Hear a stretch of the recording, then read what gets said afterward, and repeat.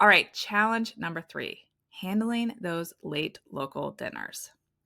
In many international destinations, like in Europe, where we've been a few times, restaurants don't even open until 7 p.m.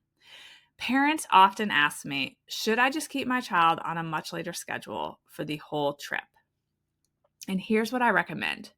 In my personal experience and having supported many families through international trips, I find that you can often manage just fine without fully adjusting your child's schedule for about 7 to 10 days.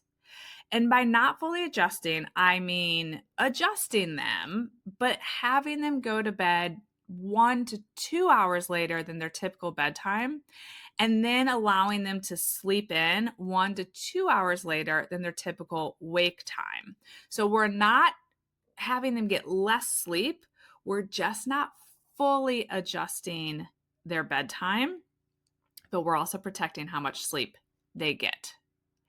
If you're on this trip for long enough, you're probably going to start to see your child getting overtired and struggling with this later schedule about 7 to 10 days into your trip. This happened every time for us. And then once that starts to happen, you might have to think about adjusting so the wheels don't totally come off. So think about meals at home if you're traveling to visit family, or room service so that you can get your child to bed earlier. Every time we did this, I ultimately had to start to scale back towards the end of our trip with Ainsley in particular.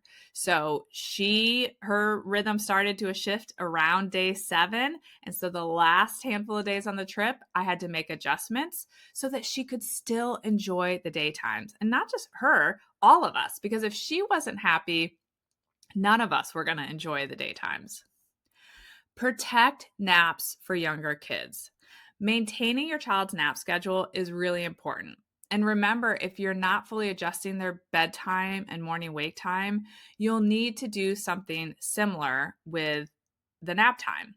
So if you're, let's say, having bedtime be an hour and a half later than it typically would at home, then each nap should start an hour and a half later than it typically would at home.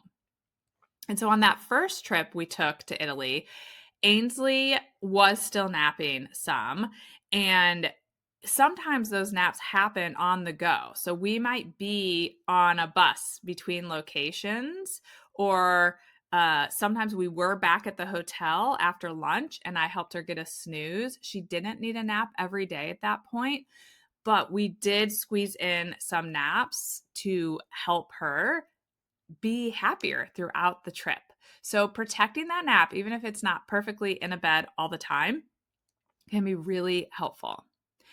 International travel with kids absolutely requires a little extra planning around sleep, but in my opinion, it is so worth it.